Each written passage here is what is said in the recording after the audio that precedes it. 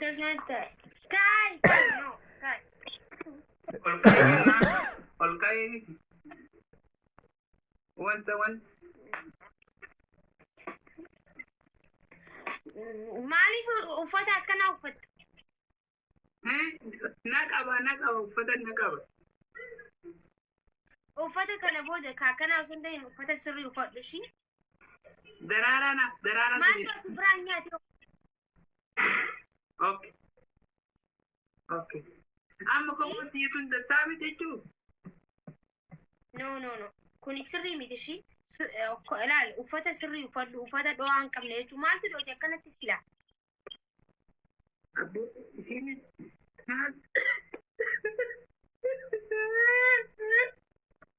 Ciao baka deemaa si wallahi hin taphadhu an akkanatti. No, please hin jaaladhu ani. wanna afaan inni irraa tarsaase. No, Bakka adiifa. Onneen akkanatti onnee faa daraaraa faa qurxummii faa makiina faa baabura faa dinnicha faa qoqorii faa jikaa faa waan qabdan naa kennaa jedhii jalleen Oromoo. Biyya bakkaa jira malee Oromoon. Jijjiiradhu shi surree akkanaa kana booda waan akkanaa hin uffatinaa. Sirreeffadhu ayaa booruu filaayi. Arraabsitti koobla warri sitti kooblu hundi sirrii jirta jechuu isaaniiti miti shi. Sigalee miti. Waan arra gootu kun booruu itti qaanfatta booruu guyyaa itti gaddisuutu jira. Sigalee miti wanni hundi gizee goonu guyyaa viidiyoo kana maallaqni kafallee mukaa kaasaa jedhutu dubbata dhaggeeffadhu. Gaafa viidiyoo amma akkanatti waan akkana kana gaafa bikka guddaa geessee jijjiiramte tokko gaafa namni poostu godhe maallaqa kafaltee narraa kaasaa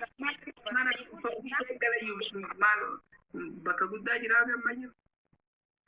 Jechuun kiyya siin galleedha namoonni nan siin jechuu jiru.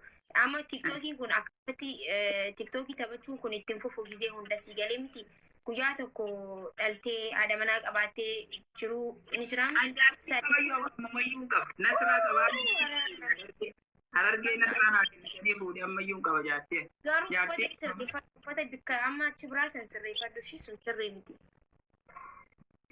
Boru mana haakimaa geessee filacha bakka. Nasraan naa hundi jedhaan. Itti himadhu nuti